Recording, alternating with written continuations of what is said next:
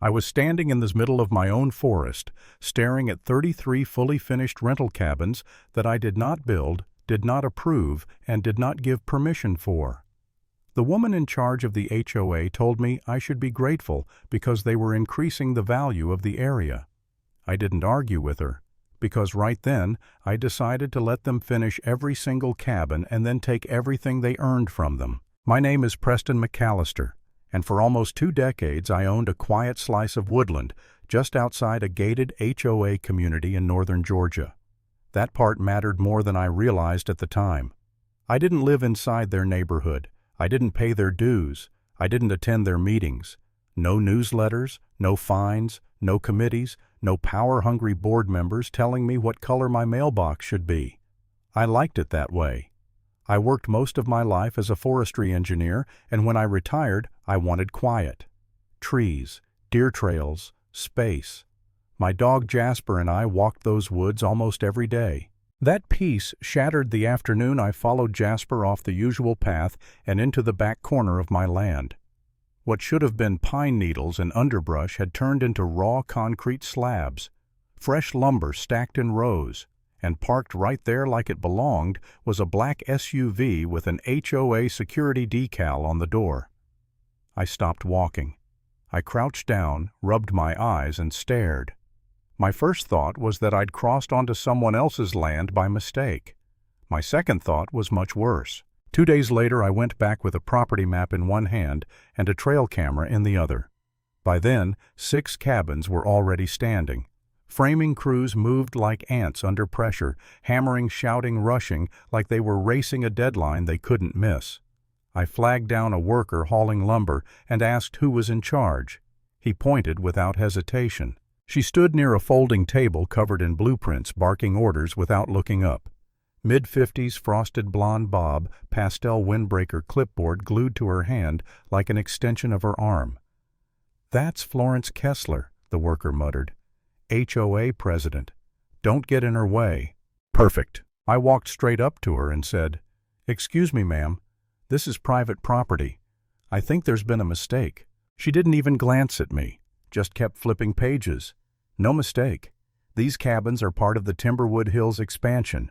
You're standing on common use land." I laughed, not because it was funny, but because it was so confidently wrong it almost felt surreal. Not unless the county changed the deed without telling me. I've owned this land since 2005. That finally got her attention. She looked me up and down like I was something she'd scraped off her shoe. "That can't be right. This project's been approved for months." "You approved it on land you don't own," I said, holding out my map. "This entire zone is mine." She waved it away like I'd shown her a takeout menu. "If that's true, you'll need to take it up with the board. We've already broken ground. You'll make things very complicated if you interfere." "Complicated for who?" I asked. She smiled. And I've seen fake smiles before, but this one was special. "We're revitalizing the area. These cabins will bring in tourists' revenue prestige. You should be thanking us." Then she turned back to her clipboard and dismissed me like I didn't exist. I walked away. Not because she won, but because arguing with someone like that in the moment is pointless. On the drive home, my hands were shaking on the steering wheel. I wasn't just angry. I felt violated, like someone had walked into my house, rearranged the furniture, and told me I should appreciate the new look. That night I pulled every document I had: deeds, surveys, tax records. The next morning I went straight to the county assessor's office. 30 minutes later, I walked out with certified copies confirming exactly what I already knew, and something else. An idea. If they wanted to pretend my land was theirs, fine. I'd let them. I'd let them build. Let them finish. Let them sink millions into a mistake they'd never be able to undo. I installed motion-activated trail cameras along the perimeter where my land met Timberwood Hills. I didn't care about deer anymore. I wanted faces, license plates, time stamps. By midweek, I had over 100 images, contractors, board members, Florence herself strutting across my property like she owned it. The cabins multiplied. 12, 18, 25. No county permits, no inspections. At night, Jasper and I sat on the porch watching their floodlights glow through the trees, listening to the hammering echo through the hills. I wasn't furious anymore. I was calm, focused, documenting everything. That's when I brought the evidence to Mara Kent. Mara was a real estate attorney I'd worked with years earlier, and she had a reputation. She once took down a crooked developer and walked away with half his resort. She flipped through my photos, slowly, eyes narrowing. "You're telling me they built all this without a lease easement or written permission?" she asked. "They didn't even ask," I said. "They're running utilities too. Water, power, straight from their grid onto my land." Mara leaned back and smiled. "This is going to hurt them." I shrugged. "They're planning to rent them out." Her smile widened. "That's even better." She explained it carefully. Trespassing was one thing. Illegal construction was another. But renting cabins on someone else's land, that was unlawful enrichment. Every dollar earned belonged to the landowner. Me. I hesitated then. And I'll admit it. This was the moment doubt crept in. I asked myself if I was going too far. If maybe I should just demand they stop, tear it down, walk away.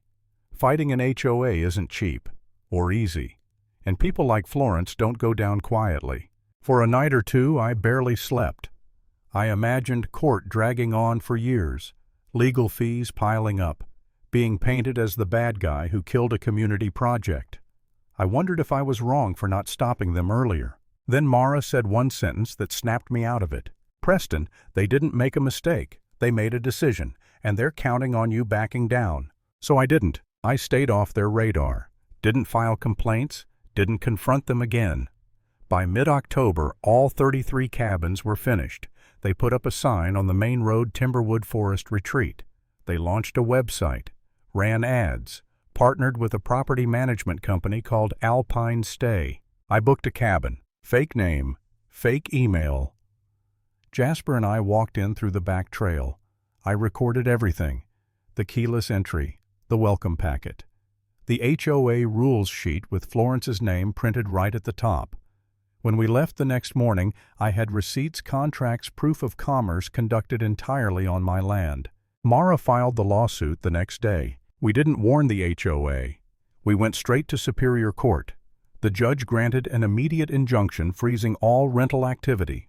Mara served it in person during an HOA meeting right in front of the board. Florence turned gray as she read it. "You can't be serious," she whispered. "You built 33 income-producing cabins on land you don't own," Mara said. "Every dollar you've made is subject to seizure." I stepped forward. "You thought I wouldn't notice." The room erupted. Board members whispered. One looked like he was about to throw up. Florence tried to argue they had surveys, maps, approvals. Mara asked them to show proof. They couldn't. The court appointed a receiver. All rental income diverted to escrow. Then the real fallout started. Inspections, utility violations, forged permits, a criminal investigation, Florence's nephew arrested, then Florence herself. She was led out of the HOA office in handcuffs a week later. Mugshot on the local news. HOA president charged in land fraud scandal. The HOA collapsed. Members resigned. Residents revolted. The court transferred ownership of every cabin to me. Florence never showed up. I changed the locks, signed the deeds, and walked away. The lesson: never assume someone won't defend what's theirs, just because they stay quiet at first.